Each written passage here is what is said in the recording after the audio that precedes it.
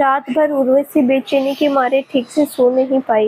एक तो डॉक्टर की रिपोर्ट नेगेटिव आने के कारण परेशान थी, ऊपर से जूही से निर्भय के बारे में सब कुछ जानने की बेचैनी थी। जैसे ही आंखें बंद करती है, निर्भय का चेहरा सामने आ जाता है, जैसे वो आंखों में आंसू लिए कह रहा हो, माँ मेरा क्या कसूर था, क्यों किया मेरे साथ ऐसा, क्यों छोड़कर चली गई। आप में और पापा में अगर कोई लड़ाई थी तो उसमें मेरा क्या दोष। क्या माँ ऐसी होती है, अपने बच्चों को छोड़कर चली जाती है और फिर से शादी कर लेती है। अपनी खुशी के लिए आपने शादी कर ली, पर मेरी खुशी का क्या। एक बार भी नहीं सोचा आपने जाने से कि मुझे बहुत दुख होगा, मैं आपको बहुत याद करूंगा, आपके बिना कैसे रहूंगा। मैंने तो सुना है माँ का दिल बहुत कोमल होता है, परंतु आप ऐसी कठोर कैसे हो गई। मुझे आपसे नफरत है। आपसे क्या, आप जैसी हर माँ से नफरत है। उर्वशी जोर से आंखें मीच लेती है ताकि निर्भय का चेहरा सामने न आए। उर्वशी का मन फिर सोचने के लिए मजबूर हो जाता है, शायद इसीलिए मैं दोबारा माँ नहीं बन पा रही हूँ। निर्भय की आह लगी होगी। बच्चे के दिल से निकली आह कभी बेकार नहीं जाती। सचमुच मैंने अपनी खुशी के लिए निर्भय के साथ अन्याय किया है।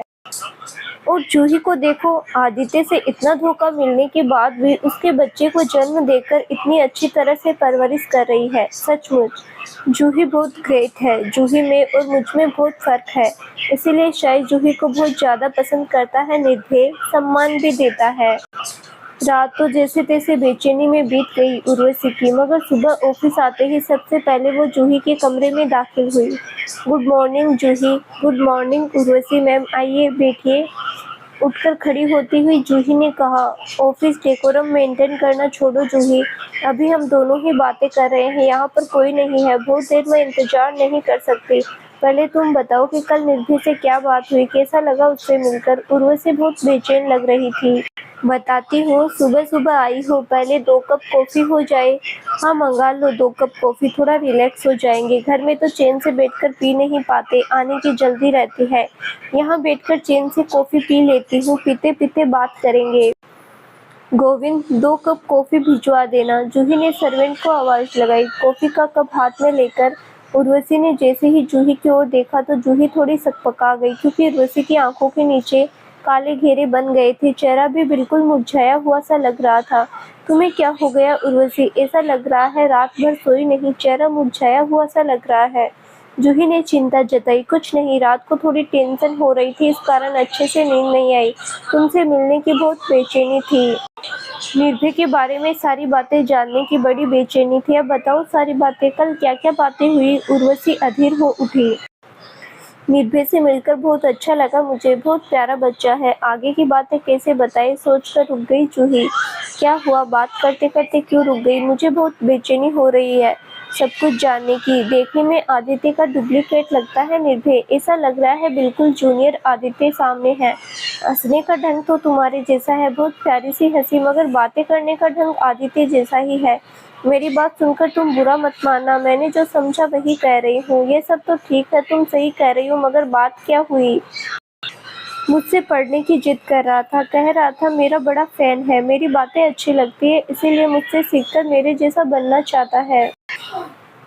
तुमने क्या कहा, पढ़ाना है क्या उसे। पढ़ने की उसकी इच्छा देखकर मैं मना नहीं कर पाई उर्वशी। एक बच्चे को कुछ सीखना है तो उसे मना करना तो ठीक नहीं, इसीलिए मैंने फादर से बात की।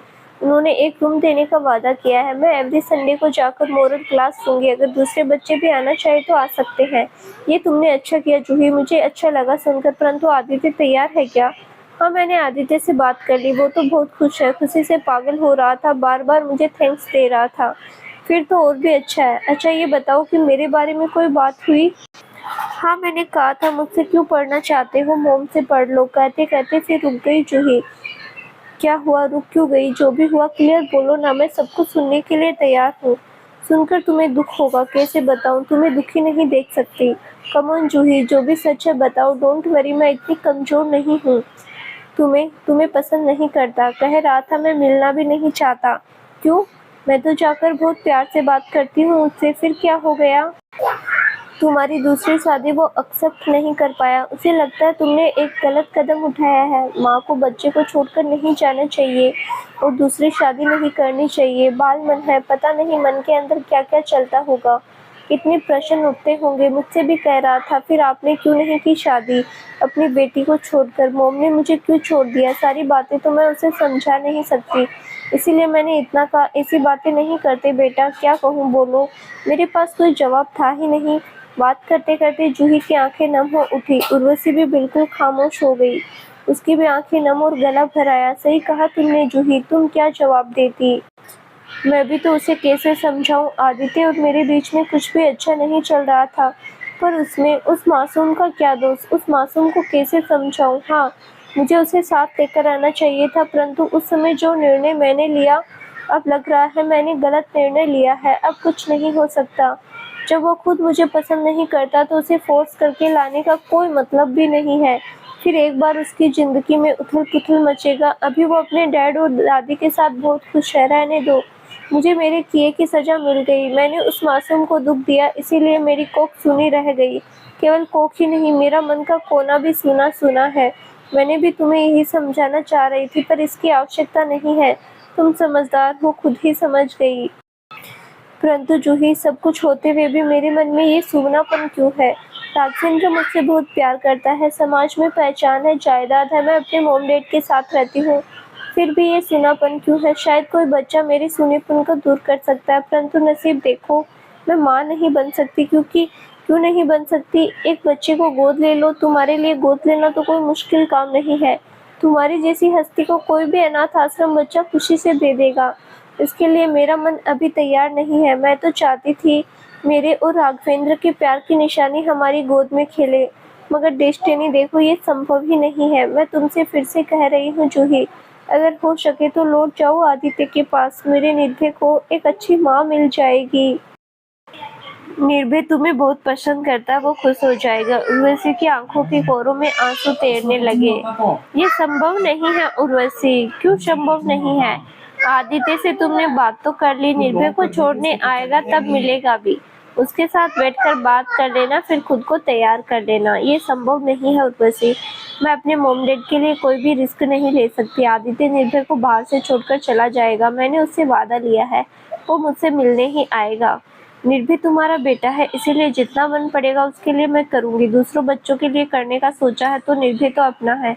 मैं साथ रहती नहीं हूँ तो क्या हुआ, दूर रहकर भी तो जितना बनेगा करूंगी। निर्भय की चिंता करना छोड़ दो तुम।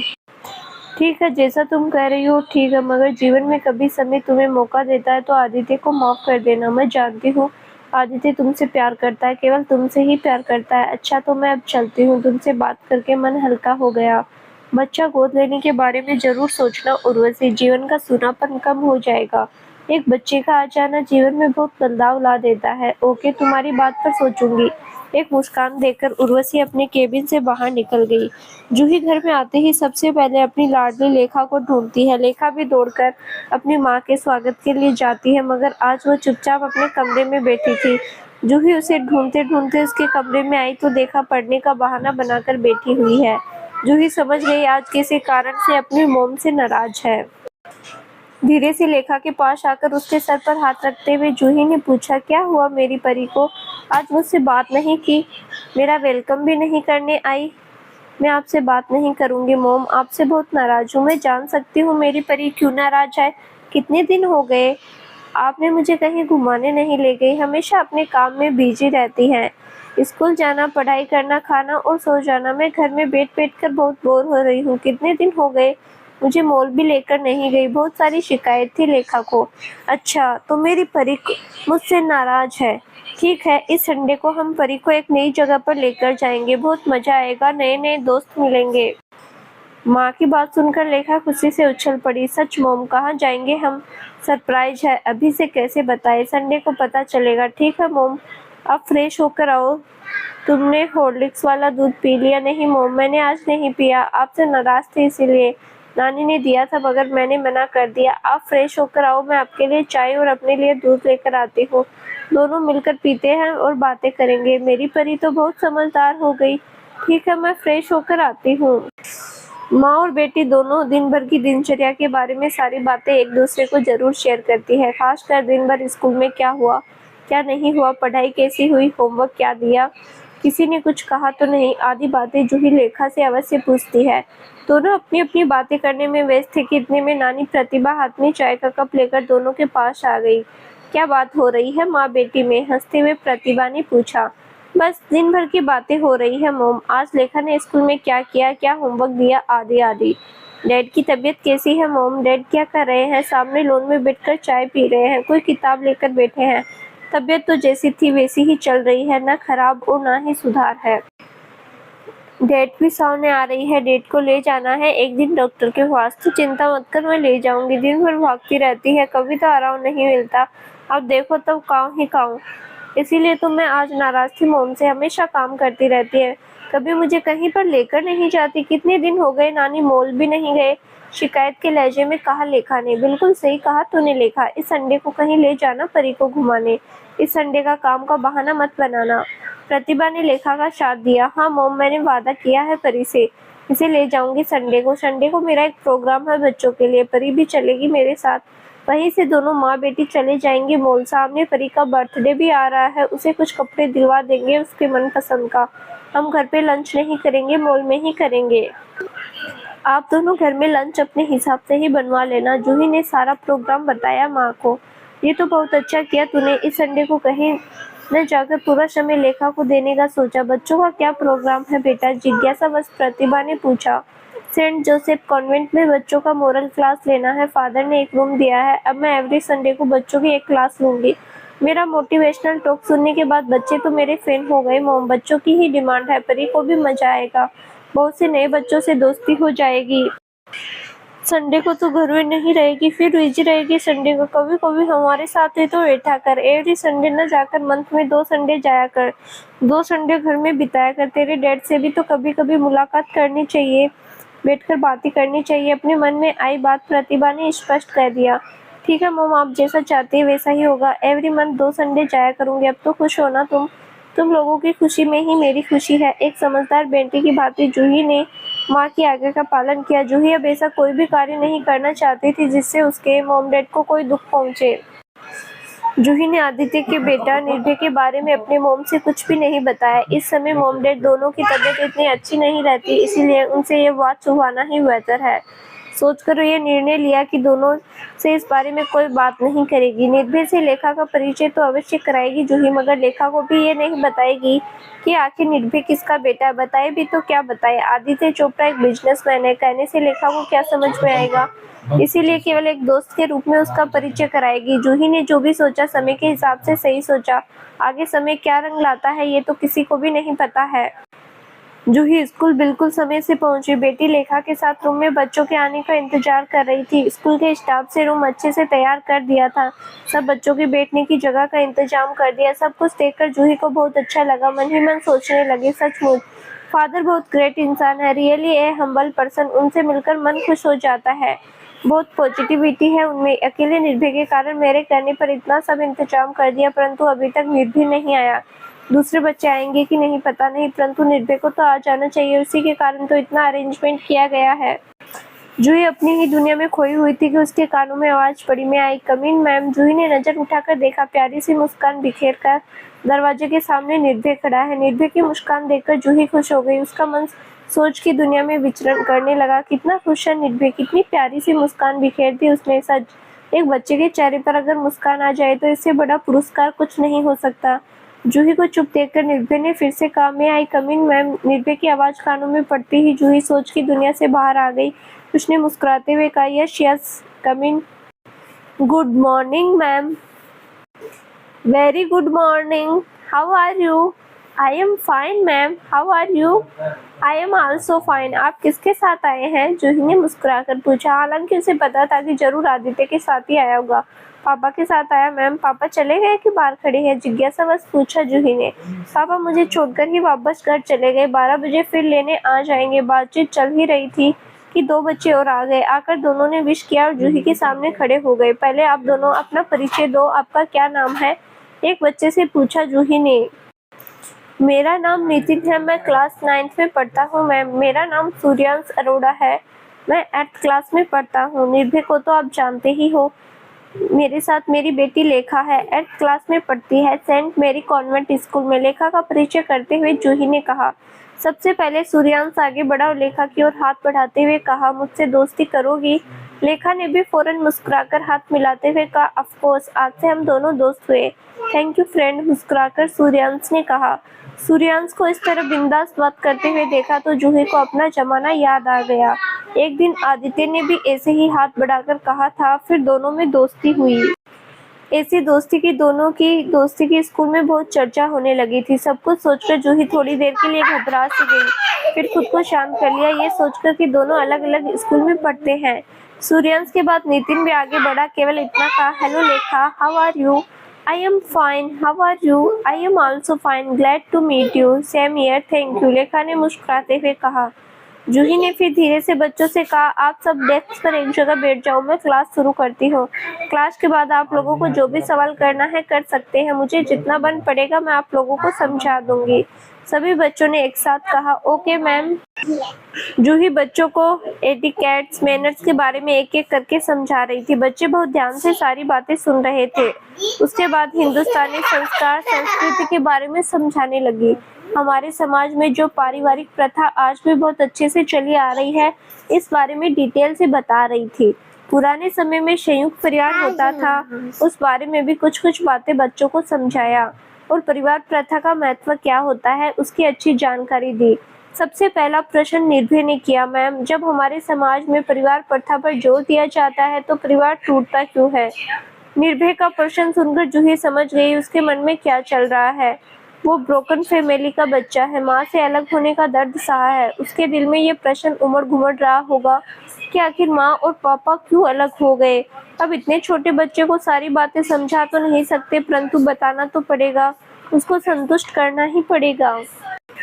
बेटा, कई बार विचारों में तालमेल नहीं होता, इसीलिए एडजस्ट नहीं कर पाते एक दूसरे के साथ, फिर वही रास्ता बचता है अलग होने का। एक घर में रहकर लड़ाई झगड़ा करने से अच्छा है अलग रहकर अच्छी जिंदगी जिए, यही सोचकर अलग हो जाते हैं। जूही ने अपने तरीके से समझाया, मैम, मम्मी पापा तो अपने बारे में सोचकर अलग हो जाते हैं, मगर बच्चों के बारे में क्यों नहीं सोचते? बच्चों का तो कोई दोष नहीं, फिर बच्चों को क्यों मम्मी या पापा से अलग रहना पड़ता है? दोनों का प्यार एक साथ क्यों नहीं मिलता? फिर निर्भय ने अपने मन का प्रश्न रखा जूही के सामने। निर्भय का ये प्रश्न जूही को चिंता में डाल दिया। अब इस प्रश्न का मैं क्या उत्तर दूं इस बच्चे को?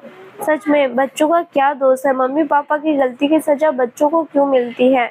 निर्भय अपनी माँ से अलग है तो लेखा अपने पापा से अलग है। दोनों बच्चे बहुत मासूम हैं, इनका तो कोई दोष नहीं है। न जाने ऐसे कितने बच्चे हैं इस दुनिया में जो बचपन से ही इस दर्द को सहते हैं, इस दर्द को लेकर बड़े होते हैं।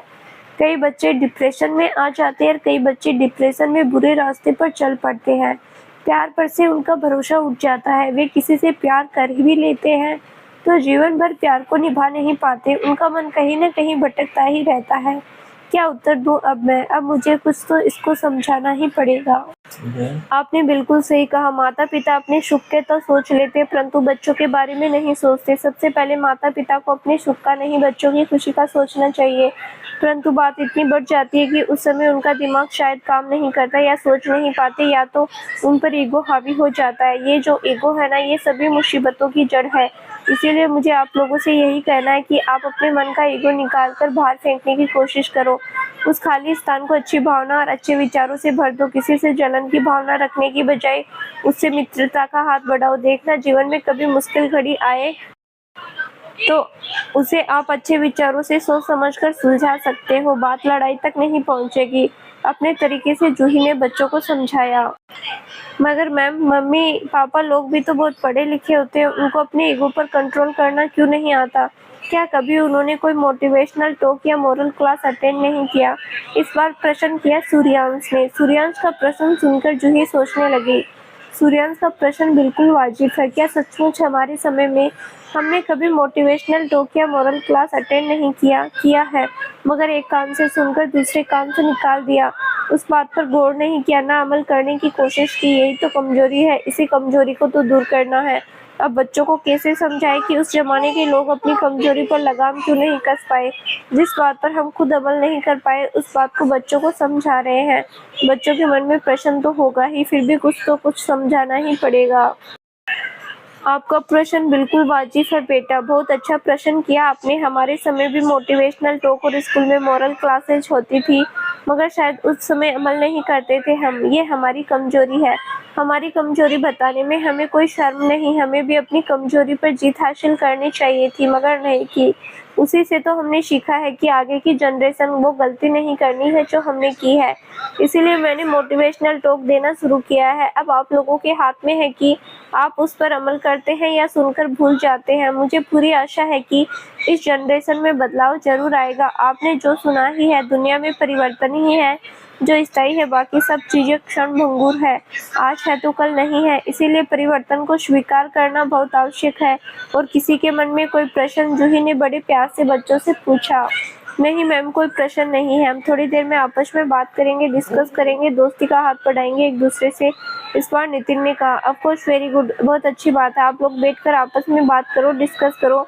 जो मैंने आप लोगों को समझाया उस पर अपने विचार एक दूसरे के सामने रखो। इससे आप में दोस्ती बढ़ेगी, एक दूसरे के विचार जान पाओगे। जी मैम, हमने मोरल क्लास में एक बहुत अच्छी बात सीखी है। मेरे पास एक विचार है और किसी और के पास एक विचार है। जब तक हम अलग हैं हमारे पास एक ही विचार होता है। जब हमें दोस्ती हो जाती है तो अपने विचारों का आदान प्रदान करने से मेरे पास दो विचार हो जाते हैं, मेरे दोस्त के पास दो विचार हो जाते हैं। इसीलिए विचारों के आदान प्रदान करना और दोस्ती करना बहुत आवश्यक है। सूर्यांश ने अपने विचार रखे। सूर्यांश से इतनी अच्छी बातें कही तो सूर्यांश की बात लेखा को बहुत अच्छी लगी। लेखा अपनी जगह से उठकर सूर्यांश के पास आई और मुस्कुराकर हाथ बढ़ाते हुए कहा, अपनी दोस्ती पक्की हो गई। तुमने बहुत अच्छी बात कही, मुझे बहुत अच्छी लगी। तुमसे बहुत अच्छी बात सीखने को मिली। सूर्यांश ने मुस्कुराकर हाथ बढ़ाते हुए कहा, ऑफकोर्स मुझे दोस्ती करना बहुत पसंद है। आज से तुम मेरी बहुत अच्छी दोस्त हो। ऑफकोर्स मुझसे अपने विचार शेयर करोगे क्या? बड़ी मासूमियत से लेखा ने पूछा। जरूर करूंगा। तुम मुझे अपना फोन नंबर दोगे क्या? क्यों नहीं, लिख लो मेरा नंबर। लेखा ने अपना मोबाइल नंबर सूर्यांश को दिया। दोनों की सारी बातें जूही सुन रही थी। लेखा ने जैसे ही मोबाइल नंबर सूर्यांश को दिया तो उसके मन को थोड़ा सा खटका लगा, परंतु बच्चों को कुछ कहना उचित नहीं होगा सोचकर चुप हो गई। उसे अपना स्कूल लाइफ याद आ गया। ऐसे ही तो उसने आदित्य को अपना मोबाइल नंबर दिया था। दोनों में दोस्ती फिर विचारों के आदान प्रदान होने लगे। धीरे धीरे दोस्ती प्यार में बदली। प्यार परवान चढ़ा और हम दोनों साथ साथ रहने लगे। अपने माता पिता की बात नहीं सुनी अपनी खुशी के लिए। मेरे और आदित्य के बीच में एक बहुत बड़ी खाई बन गई जो इस जिंदगी में कभी नहीं भर सकती।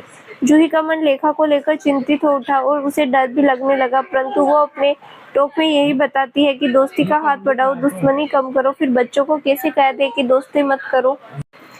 जूही के कानों में फिर सूर्यांश की बात पड़ी तो उसे होश आया। सूर्यांश लेखा से कह रहा था, एवरी क्लास में तुम आओगी ना? मैं भी आऊंगा। धीरे धीरे हम दोनों में दोस्ती और बढ़ जाएगी। मैम की बातें सुनने में बड़ा अच्छा लगता है, बहुत कुछ सीख सकते हैं। हाँ जरूर आऊंगी, मुझे भी मोम की बातें सुनने में अच्छा लगता है। और फिर हमारी दोस्ती भी तो हो गई। मिले बिना कैसे रह सकते? संडे को तो हम मिल पाते, बाकी दिन तो अपना अपना स्कूल और घर। एक ही स्कूल में होते तो मिल सकते थे, परंतु स्कूल भी अलग अलग। बड़ी खुशी खुशी लेखा सारी बातें कह रही थी। स्कूल अलग है तो क्या हुआ, हम जब कॉलेज जाएंगे तो एक ही कॉलेज में जाएंगे, सूर्यांश ने खुशी से कहा। हाँ ठीक है, वादा करते हो? लेखा का प्रश्न। हाँ बिल्कुल पक्का वादा। तुम कौन सा सब्जेक्ट लेकर पढ़ोगी? मैं भी वही सब्जेक्ट लूंगा, फिर दोनों एक ही कॉलेज में पढ़ेंगे साथ साथ। सूर्यांश की खुशी देखते बन रहा था। मैं तो कॉमर्स लेकर पढ़ूंगी, लेखा ने कहा। फिर तो मैं भी कॉमर्स लेकर पढ़ूंगा। मेरे डैड भी चाहते हैं कि मैं एमबीए करूं किसी बाहर की यूनिवर्सिटी से, सूर्यांश ने कहा। मैं भी चाहती हूँ किसी बाहर की यूनिवर्सिटी से एमबीए करूं, मगर मॉम भेजेगी कि नहीं पता नहीं। थोड़ा सा उदास होकर लेखा ने कहा, अभी से चिंता करके उदास मत हो, अभी का लाइफ बिंदास जियो, बाकी बाद में सोचेंगे। लेखा को उदास देखकर सूर्यांश ने समझाया तो लेखा के चेहरे पर मुस्कान खिल उठी। तुम लोग किस सब्जेक्ट पर बात कर रहे हो? मुझसे दोस्ती नहीं करोगे क्या? निर्भय ने आकर पूछा। क्यों नहीं करेंगे, हम सब दोस्त हैं एक दूसरे के। अपने अपने मोबाइल नंबर दे दो, हम आपस में अपने विचार एक दूसरे से शेयर करते रहेंगे, सूर्यांश ने कहा। तो निर्भय ने मोबाइल नंबर दिया लेखा और सूर्यांश को। अगली क्लास में तुम लोग आओगे? निर्भय ने पूछा। मैं तो जरूर आऊंगा। लेखा तुम? सूर्यांश ने पूछा।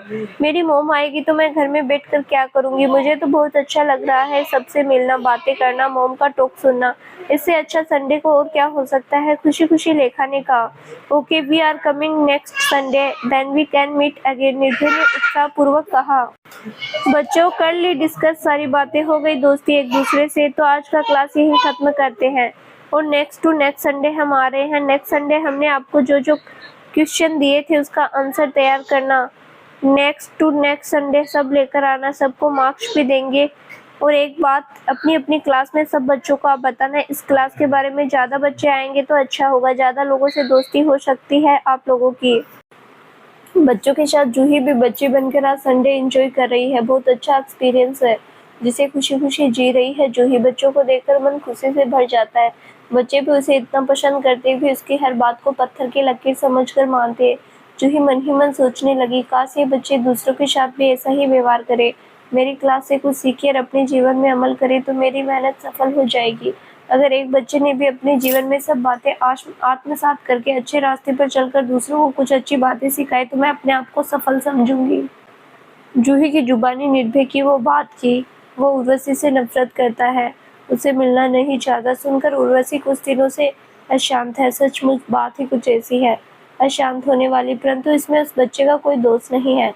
दोष अतः उर्वशी और आदित्य का। आदित्य ने तो अपने बेटे निर्भय को ढेर सारा प्यार का उपहार देकर उसका मन जीत लिया, मगर उर्वशी ने जो कदम उठाया वो गलत साबित हुआ। अब हाथ में कुछ रहा भी नहीं सुधारने के लिए, क्योंकि निर्भय अब इतना बड़ा हो गया कि अच्छा बुरा समझता है। उसके मन में जो नफरत का बीज अंकुरित हो चुका है वो बहुत बड़ा पेड़ बढ़ने से पहले जड़ से मिटाना होगा, वरना हो सकता है बड़ा पेड़ का रूप लेकर जीवन में और भी समस्याएं पैदा कर दे। ब्रोकन फैमिली के बच्चे जिस जटिल मानसिकता स्थिति से होकर गुजरते उसे समझकर सही इलाज करना अति आवश्यक है। माँ जब दूसरी शादी कर लेती है तो भला कौन इस मानसिक स्थिति को समझेगा। फिर भी आदित्य ने पिता होने का कर्तव्य तो अवश्य ही निभाया और निभा रहा है। जब भी उर्वशी को वो याद आती है तो आंखें केवल नम नहीं होती, दोनों नैनों से अश्रुधार कपड़ों को भिगोती है। आखिर उर्वशी एक माँ है, अपना बेटा नफरत करे माँ से, ये किसी माँ को कभी सहन नहीं हो सकता। दिल में नस्तर उतर जाती है और दिल लहूलुहान हो जाता है। राघवेंद्र भी कई दिनों से सब देख रहा। उसने सोचा शायद उसे लेकर उर्वशी दुखी है, क्योंकि अब वो माँ नहीं बन सकती। ये जानकर दिन प्रतिदिन उर्वशी के चेहरे की रौनक धूमिल होती जा रही है। न वो पहले जैसा सस्ती संवरती, न ऑफिस के अलावा कहीं जाने का उत्साह दिखाती है जो पहले दिखाया करती थी। कई दिन हो गए वो जूही से भी नहीं मिली। उर्वशी को पता है जूही से मिलेगी तो निर्भय की बात निकलेगी और उसके मन में फिर निर्भय की बातें नस्तर बनकर चुभेगी। जूही भी हैरान परेशान है, क्योंकि आज तक ऐसा कभी नहीं हुआ कि दिन में एक बार उर्वशी उसे नहीं मिली हो। जूही के मन में अनजान आशंका ने घर कर लिया, इसलिए उसने सोचा आज मैं ऑफिस जाते ही सबसे पहले उर्वशी से मिलूंगी, देखती हूँ क्या हुआ उसे। जब भी फोन करती हूँ तो बताती है don't worry I am fine. Office पहुंचते ही जूही ने सबसे पहले उर्वशी से मिलने गई। उर्वशी से रूबरू बात करना बहुत जरूरी हो गया, क्योंकि कई दिनों से जूही उर्वशी को लेकर परेशान है। क्या मैं अंदर आ सकती हूँ? उर्वशी के रूम के दरवाजे के सामने खड़ी होकर जूही ने पूछा। जानी पहचानी आवाज है, इसीलिए उर्वशी को समझने में देर नहीं लगी कि जूही आ गई। उससे मिलना चाहते हुए भी उसने जूही का स्वागत करना पड़ा। यस माय डियर, कम इन। उर्वशी ने वार्म वेलकम किया ताकि जूही को कुछ समझ में न आए। उर्वशी के सामने खड़े होकर जूही ने दूसरा सवाल किया, आर यू ओके? कितने दिन हो गए मुझसे मिली नहीं। जब भी फोन करती हूँ don't worry I am fine बताकर मुझे शांत कर देती हो। इन दिनों में मैं थोड़ी बिजी थी इसीलिए नहीं आ पाई, परंतु आज खुद को रोक नहीं पाई। पहले बैठ जाओ, बैठकर 2 कप कॉफी पीते हैं, कॉफी पीते पीते बात करेंगे। उर्वशी ने चेहरा ऊपर उठाकर जूही से कहा तो उसने देखा उर्वशी की आंखों के नीचे काले घेरे बन गए, चेहरा उतरा उतरा सा, पहले सी रौनक नहीं रही। जूही को बड़ा आश्चर्य हुआ। उसने खुद को बिना रोके ही पूछा, क्या बात है उर्वशी, अपनी क्या हालत बना ली? मुझे तो तुम्हारी तबीयत बिल्कुल सही नहीं लग रही है। तुम हमेशा मुझे don't worry I am fine कहकर चुप करा देती हो। ऐसी फ्रेंडशिप का क्या मीनिंग है? गुस्से में जूही ने उर्वशी को एक तरह से डांट ही दिया। जूही को नाराज देखकर उर्वशी उसे शांत करते हुए कहा, कॉफी आ गई, पहले कॉफी पियो, कॉफी पीते पीते बात करते हैं। पी लेंगे कॉफी, पहले बताओ तुम्हारी तबीयत ठीक तो है ना? कॉफी की चुस्की लेकर मन ही मन को सोचने लगी उर्वशी। जूही मेरी फ्रेंड है, उसे मुझे सब कुछ बता देना चाहिए, वरना फ्रेंडशिप का क्या अर्थ? जूही से क्या छुपाना? क्या सोच रही हो उर्वशी, तुम ऐसी तो नहीं थी, बताओ क्या बात है? इतना बड़ा जिगर वाली मेरी फ्रेंड उर्वशी ऐसे कैसे हो गई? कोई तो बात जरूर होगी, मुझसे शेयर करो, दिल खोलकर बातें करो, दिल हल्का हो जाएगा। अगर मुझे इस लायक समझती हो सकता है कोई रास्ता भी सुझाऊं मैं। कैसी बात करती हो जूही, मुझे पता तुम काबिल हो, मुझे जो रास्ता सुझाओगी गलत नहीं होगा। फिर मन में बात लेकर इस तरह तड़प क्यों रही हो, मुझसे शेयर क्यों नहीं करती? दरअसल जूही, निर्भय की बातें मेरे मन में बहुत चुभी, नस्तर की तरह। कोई बेटा अगर अपनी माँ से नफरत करे तो दिल में नस्तर चुभ जाती है, दिल लहूलुहान हो जाता है। गलती मेरी थी, शेयर करूँ भी तो क्या करूँ, ना रात को चैन से नींद आती है, ना दिन में चैन बढ़ता है। राघवेंद्र से भी पूछा नहीं क्योंकि उसे लग रहा है मैं डॉक्टरी रिपोर्ट को लेकर परेशान हूँ। वो खुद भी परेशान है, इसीलिए मुझसे कतरा रहा है। मैं कुछ कहूँगी तो मेरी बात मानोगी? क्या बात है, कहो तो सही। राघवेंद्र से खुलकर बात करो और एक बच्चों को अडॉप्ट कर लो। बिजी हो जाओगी तो सब कुछ भूल जाओगी। जब बच्चा होने की कोई उम्मीद नहीं तो एक बच्चे को गोद लेने से उस बच्चे का भविष्य भी तो संवर जाएगा। किसी लड़के को गोद लेना है या लड़की को, ये तुम दोनों मिलकर तय कर लेना। जूही की बात सुनकर थोड़ी देर तक खामोश रही उर्वशी, फिर धीरे से कहा, ठीक है, आज मैं राघवेंद्र से बात करती हूँ। इसे बच्चा गोद लेने का मन नहीं है राघवेंद्र को, परंतु मेरी इच्छा को उसे सम्मान देना पड़ेगा। अगर मेरे जीवन में कोई बच्चा नहीं होगा तो मैं इस तरह घुट घुट कर तबाह हो जाऊंगी। थैंक यू उर्वशी, मेरी बात मानने के लिए। एक बच्चा गोद लेकर तो देखो, खुशियों के फूल खिलकर जीवन चमन हरा भरा हो जाएगा। मुझे मालूम है जीवन में एक बच्चा आ जाने के बाद सब कुछ कैसे बदल जाता है। थैंक यू तो मुझे कहना चाहिए जूही, मुझे इस तरह समझाने के लिए। हमेशा मैं तुम्हें एक अच्छी फ्रेंड मानती हूँ, मगर सचमुच तुम केवल एक अच्छी फ्रेंड नहीं, एक अच्छा इंसान, एक अच्छा सलाहकार भी हो। तभी तो मेरी कंपनी भी इतनी अच्छी तरह से चल रही है। तुम पर बहुत गर्व होता है। तुम्हें पाकर मैं बहुत खुश हूँ जूही। कहते कहते उर्वशी की आंखें नम होने लगी। जीवन में एक बच्चा आ जाएगा तो इससे भी ज्यादा खुशी रहोगी तुम, मैं दावे के साथ कह सकती हूँ। मुस्कुराकर जूही ने कहा तो उर्वशी भी आंखों में नमी लेकर मुस्कुराहट बिखेर दी। अच्छा तो अब मैं चलती हूँ, जाकर अपना काम तो शुरू करूँ। हाँ एक बात, नो चिंता and always be happy, understand my dear. Yes, बहुत अच्छे से समझ में आ गई। फिर मुस्कुरा पड़ी उर्वशी। जूही दरवाजा खोलकर जाने लगी तो उर्वशी एकटक उसे जाते हुए देखती रही और सोचती रही, सचमुच जूही को देखकर लगता ही नहीं कि कितनी बड़ी चोट खा चुकी है। दिलेर है, मैं तो एक झटके में ही बिखर गई, परंतु उसने कितनी निडरता से बिन ब्याही माँ बनने का जोखिम उठाया होगा। रियली आई सल्यूट हर। हमारे समाज में ऐसी लड़कियों को सम्मान कहाँ मिलता है। सम्मान मिलना तो दूर की बात, समाज जीने भी नहीं देता, परंतु उसने सम्मान के साथ जीकर दिखा दिया। अपना सम्मान खुद कमाया, आज सिर ऊंचा करके गर्व से जी रही है। किसी की लड़की हो ऐसी हो, डरपोक दब्बू किस्म की बिल्कुल नहीं हो। फेमिनिस्ट हो, मगर फेमिनिस्ट को गलत तरीके से ना ले, वो नई आज़ादी को गलत तरीके से डिफाइन करे। वैसे जूही ने जो कदम उठाया उसे मैं सामाजिक और पारिवारिक दृष्टिकोण से सही तो नहीं कहूँगी, मगर उसके सामने कोई और रास्ता भी नहीं था। गलती उसने की, मगर उस गलती को सुधारने की कोशिश भी की। मैं भी कहीं कहीं गलत तो थी, फेमिनिज्म और आज़ादी को गलत तरीके से डिफाइन किया। मैं भी एक लड़की को गोद लूंगी, उसे जूही जैसी बनाऊंगी। पक्का वादा जूही, तुमसे बिल्कुल पक्का वादा। खुद ही खुद मुस्कुरा पड़ी उर्वशी, खुद को हल्का महसूस करने लगी। घर जाते समय उर्वशी ने मन ही मन पक्का निर्णय लिया, आज डिनर टेबल पर ही राघवेंद्र से एक बच्चे को गोद लेने की बात छेड़ेगी। डिनर टेबल पर उर्वशी थोड़ी देर चुपचाप बैठी थी तो राघवेंद्र ने ही पहला पूछा, तुम्हें क्या हो गया उर्वशी? तुम्हारी आंखों के नीचे काले घेरे बन गए, चेहरे पर रौनक नहीं रही। न पहले जैसा तुम्हें उत्साह है, न वो उमंग और न तरंग। तुम्हें तो पता है डॉक्टर ने जो भी बताया उसमें मेरा तो कोई दोष नहीं है। मैं क्या करूं बताओ? क्या करने में तुम खुश रहोगी? तुमसे कुछ बात करने में भी मुझे अपराध बोध होने लगता है। ऐसा लगता है जैसे मैं किसी काम का नहीं हूँ। तुम्हें खुशी नहीं दे सकता, तुम्हें माँ बनने की खुशी नहीं दे सकता, जो एक लेडी के लिए सबसे बड़ा तोहफा होता है। कहते कहते राघवेंद्र की आवाज भरा गई और आंखें नम हो गई। मैंने तुम्हें कभी दोष नहीं दिया राघवेंद्र, सचमुच तुम मुझे खुश देखना चाहते हो। ऑफ कोर्स डार्लिंग, तुम इस तरह दुखी रहती हो तो मुझे अच्छा लगता है क्या? मन में अपराध बोध भर जाता है। फिर मैं जो कहूँगी मानोगे क्या? अगर तुम्हें खुशी मिलेगी तो अवश्य मानूंगी, मेरा वादा रहा। तुमने वादा दिया है, तोड़ना मत। नहीं माय डियर, मैं इतना भी बेवफा नहीं। तुमसे प्यार किया है, तुम्हें खुशी देना भी मेरा काम है। बोलो क्या चाहिए? राघवेंद्र, मैं एक लड़की को गोद लेना चाहती हूँ। आशा भरी निगाहों से उर्वशी राघवेंद्र की ओर देख रही थी। उर्वशी की बात पर राघवेंद्र को थोड़ा आश्चर्य तो हुआ, क्योंकि पहले उर्वशी भी बच्चा गोद लेना नहीं चाहती थी। दोनों की राय एक ही थी, परंतु अचानक उर्वशी ने अपनी राय बदल ली। देखकर थोड़ा सा आश्चर्य हुआ राघवेंद्र। खुद को नॉर्मल करते हुए राघवेंद्र ने पूछा, आर यू श्योर? तुम सोच समझ कर निर्णय लिया? हाँ राघवेंद्र, मैंने बहुत सोचा। एक बच्चे के बिना घर भी सूना सूना लगता है और जीवन भी। मुझे एक बच्चे की बहुत जरूरत है, जिसके साथ मैं कीमती समय बिताऊं, बच्चा बनकर जीऊं। एक बार फिर से आज बहुत दिनों के बाद उर्वशी के चेहरे पर खुशी थी और आंखों में खुशी के आंसू। फिर निर्भय का क्या होगा? निर्भय से मिलने नहीं जाओगी क्या? नहीं, धीरे धीरे निर्भय से मिलना कम करना पड़ेगा। अब वो बड़ा हो गया है, सब कुछ समझने लगा है। फिर भी तुम उसकी माँ हो, उसकी माँ की कमी महसूस होगी। नहीं राघवेंद्र, यहीं पर मैं गलत थी। निर्भय मुझसे प्यार नहीं करता बल्कि नफरत करता है। ये तुम्हें किसने बता दिया? लास्ट बार जब मैं उससे मिलने गई थी तब उसकी आंखों में मैंने नफरत देखी थी, परंतु मुझे अच्छे से समझ नहीं आया था। मैंने सोचा था शायद उसका मन ठीक नहीं है या फिर तबीयत ठीक नहीं है। मैंने पूछा भी था परंतु उसने जवाब नहीं दिया। जूही ने बताया। उसने जूही को स्पष्ट शब्दों में कह दिया कि वो मुझसे नफरत करता है, मिलना नहीं चाहता। जूही उससे मिलने गई थी क्या? अरे हाँ, मैंने बताया नहीं। जूही के स्कूल में कुछ बच्चों को मोरल क्लास लेती है। डिमांड निर्भय ने ही की है। जूही का मोटिवेशनल टॉक सुनकर फादर भी तैयार हो गए, इसीलिए जूही को एक रूम भी दिया गया है। महीने के 2 संडे जाती है बच्चों को मोरल क्लास लेने के लिए। तब जूही को निर्भय ने सारी बातें कही है। उर्वशी की बात सुनकर थोड़ी देर चुप रहा राघवेंद्र, फिर धीरे से कहा, अच्छा इतनी बातें हो गई, तुमने मुझे कुछ बताया ही नहीं।